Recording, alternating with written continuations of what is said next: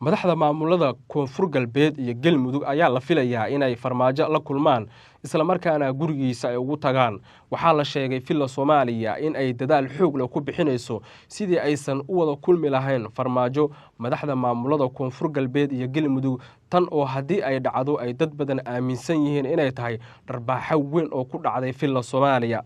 khubarada arrimaha la socota waxay leeyihiin farmaajo wali waxa uu si dhow saaxiib u leeyahay madaxda maamulada koonfur galbeed iyo sidoo kale galmudug waxaana wararka iyo macluumaadku ay helayna ay tilmaamayaan in xataa laga yaabo dib u doorashada farmaajo inay ka garabsiiyaan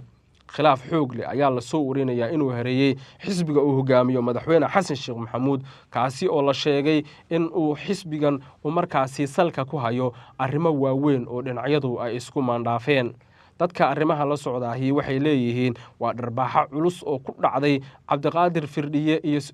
dharbaaxo culus oo ku dhacday aandhehe filla Soomaaliya haddii xilligan ay wada kulmaan madaxda maamulada koonfur galbeed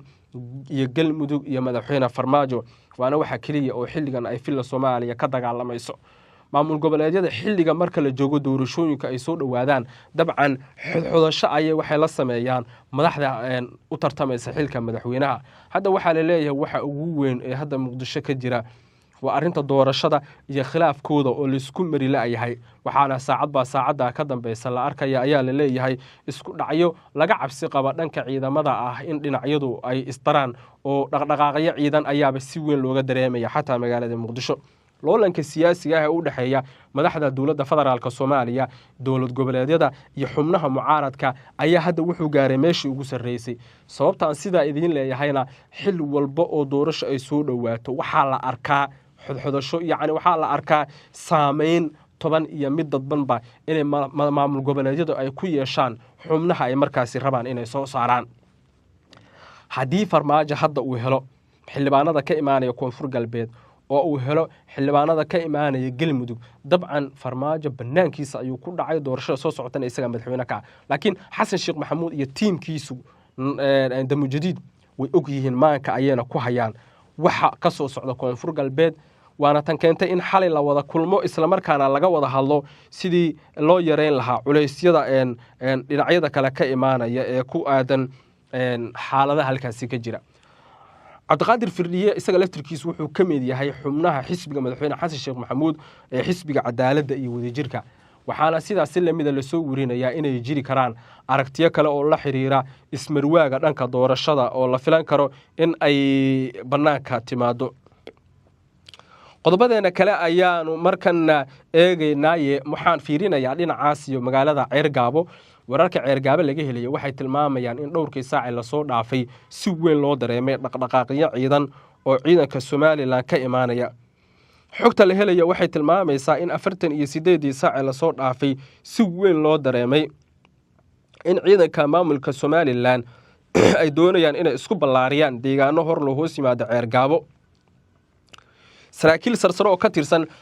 maamulka Soomaaliland ayaa goordhow warbaahinta waxay u sheegeen inay si weyn ula socdaan dhaqdhaqaaqyada ka imaanaya dhinaca Soomaaliland isla markaana Soomaaliland boqolaal ciidamaha ay ku daabulayso gudaha magaalada Ceergaabo iyo deegaanada hoos yimaada waxaanu la hadalnay saraakiil sarsare si aan wax uga weydiino dhaqdhaqaaqan iyo inay xaaladdu dagaal isku bedeli karto waxayna inoo sheegeen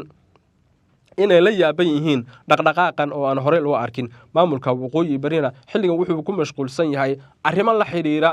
xafladda caleemasaarka cabdiqaadir firdhiye haddii cabdiqaadir firdhiye lagu mashquuliyo dabcan xilligan arrimaha doorashooyinka waxaa kala dhantaalmaya arrimihii ciidamada waxaana la arki doonaa isku dhacyo ciidamo ah taas oo la sheegay inay xaaladda ka sii dari karto isla markaana ay xaaladda god kale ku sii ridi karto saraakiil sarsare oo ka tirsan maamulka ee Soomaaliland waxay tilmaameen inaysan xilligan cidna duulaan cid gaar ah ku ahayn laakiin haddii xaajadu ka qaban weydo ay sameyn doonaan wax walba oo ku aadan in gacan bir ah lagu qabto ama gacan bir ah lagu dhigo cid walba oo la rabo inay markaasi ka shaqeynayso nabadgelyada magaalada Ceergaabo ee xarunta gobolka Sanaag sidaas si lamida saraakiil aan la hadalnay waxay tilmaameen in toddobaadii la soo dhaafay ciidanka Soomaaliland ay si weyn iskugu ballaariyeen bariga Ceergaabo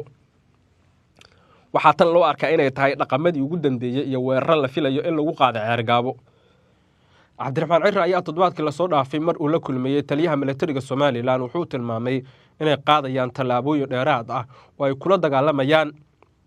cid walba ay u arkaan inay carqaladeynayaan nabadda iyo xasiloonida ka jirta gudaha magaalada Ceergaabo.